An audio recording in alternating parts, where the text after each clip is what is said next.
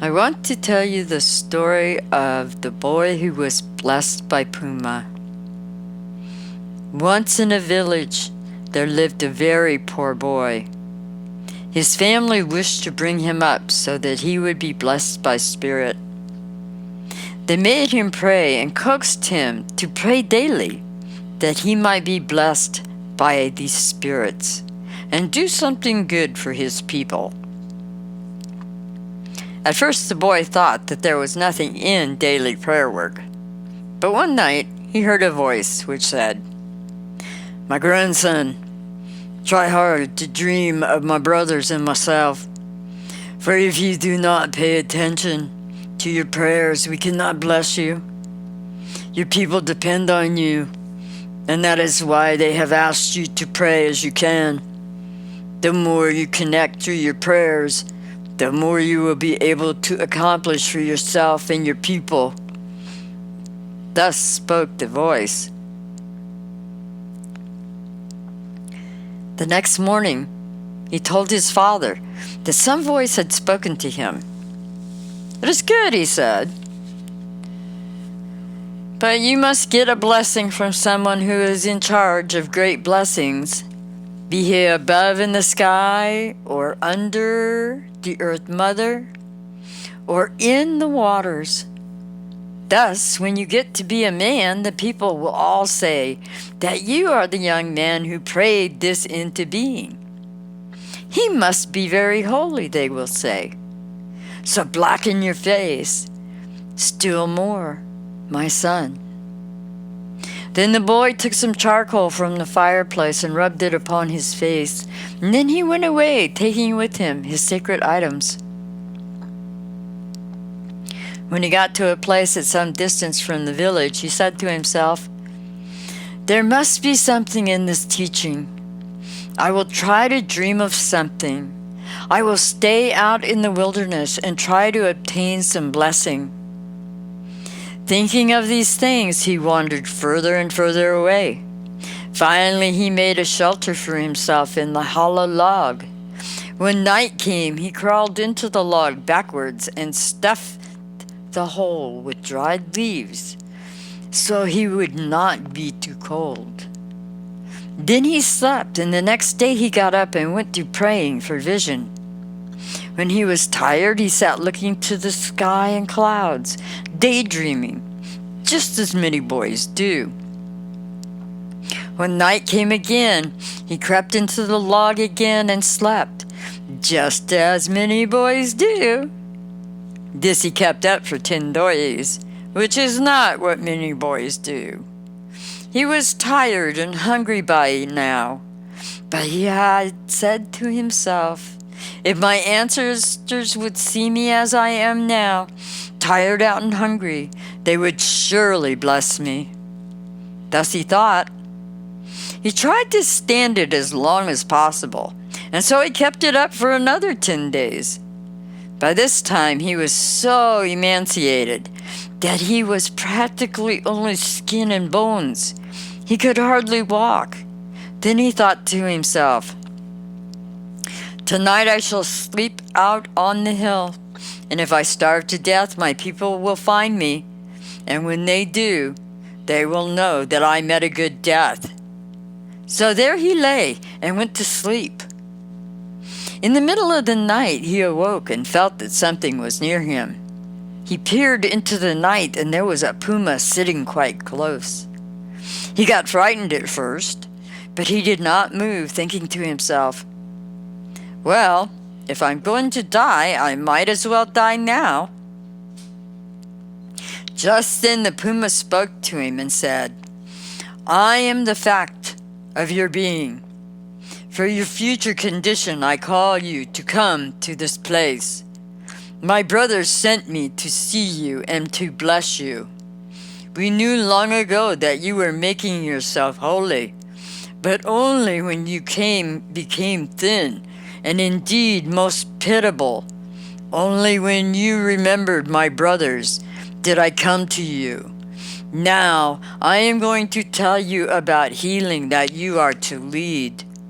You will heal as many people as you want to, as long as you remember to pour tobacco for my brothers and myself.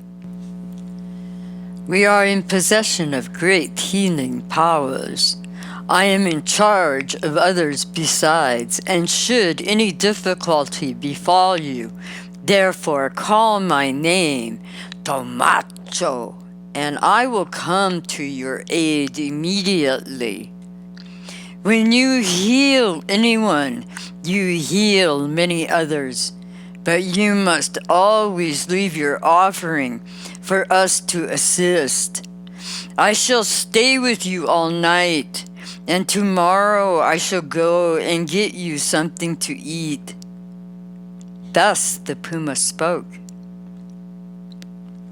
Early the next morning, the Puma went out and killed a deer, cooked a piece of meat for the boy. Eat and drink some soup so that you may be strong enough to go home to your parents. They are looking for you and are about to give up all hope of ever finding you alive. I am there every day, as it is not far from here. It is just over the hill. The boy ate and then thanked the Puma, saying, Grandfather, you have conferred a great blessing upon me, and what you have asked of me I will do for you as long as I live. The Puma replied, Well, you may go home now, grandson. There is a man who is just about to start out with great illness. Go along to him and do your best. Always think of me, and then I will keep my mind upon you in order to aid you. So the boy went home, and the Puma went to his home. All day and part of the night the boy traveled, reaching his home late at night. He immediately went to his father's lodge, and there he found the old man with his head in his hands. Father, said the boy, it is I. I have come home. I got along very well while I was away. What you asked of me to try and obtain, I received, and I think I have been blessed with great powers. Then the father awoke his wife and told her to prepare some food for their son, as he must be hungry. He said to him, My son, we were just about to give up searching for you, for we all thought that you were dead by this time. Really, it is good that you have succeeded so well in your visioning. In the future, you will never have to worry about anything. What brave men do, that you will also be able to do, so that in years to come your people will be able to mention you whenever they recount the deeds of their famous healers. The old man continued, A certain man has become ill, and thus you have come just in time to assist him. His folks are going to give a winter feast tomorrow, and in the day after he may cross. You will first go through the village, and all the young men who have accomplished anything, and those who have visioned will join you. Now I shall tell your mother and sisters to get moccasins and some medicine ready for you, so that you may be able to heal this man. The next morning the winter feast was given, and the old man and his son were invited.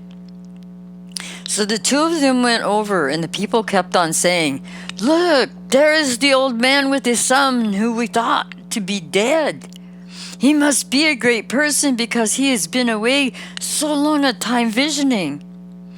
At the feast, the young man made a speech on behalf of the sick man and asked all the young men who had never had relations with women to join him the next morning at daybreak. They were to get together yonder at the hill and start from there. So the next morning the young men went to the appointed hill, and when they had gathered together, they started chanting and purifying. They were led by the young man. When night came, they sat around the fires they had built, telling stories. On the second and third nights they did the same. On the fourth night, the young boy addressed them as follows: Young men, whatever you have dreamt of, whatever you have been blessed with, you must tell us, for we are near the moment of death. I want you to focus your energies into the fire and perceive the man we work on behalf of. So all the young men told the youth of their dreams. And when the talk came back to the boy, he got up and said, Well, when I visioned and wanted to die in the wilderness, a Puma came to me and said that he was chief of the Puma clan and that he had come to me purposefully to bless me. Then he went out and killed the deer for me and cooked it and gave it to me to eat. Before leaving, he told me to go home and join this healing. Before the boy started, he poured some tobacco on the ground and asked his grandfather to bless him. Then the Puma came to circle and said, You ought to stay here while I go forward and bring back what you need. So the boy stayed there, and the Puma growled and started forward, the men maintaining their gaze on the fire as he went. In a little while he returned to the boy and said, Everything is well. The energy has been focused by the men of Two-Spirit so that you will be able to heal the man. Then the Puma departed, and the boy said to the men, My grandfather went to find the outcome of our intention and said that everything was complete and that we healed the man. When they got home, they told how the boy had called the Puma. The boy's father was very happy. Sometime during the night, the Puma was walking about and he made the purring noise 4 times. They listened, grandfather, so I held you in my heart. They sat together a while, and then they went away into the wilderness. Then the boy, now becoming a man, and the Puma visioned for 4 years. At the end of that time, the man said, Grandfather, I am going to stop visioning. I am really blessed now, and the spirits in charge of healing have given me what I am to do next. Now I will go to that village, and no one may go with me but you. So the Puma went forth and killed a deer, and the man gave a feast. Then the man went forth and got a deer, and the Puma gave feast, and together they feasted. Then they started out for the village.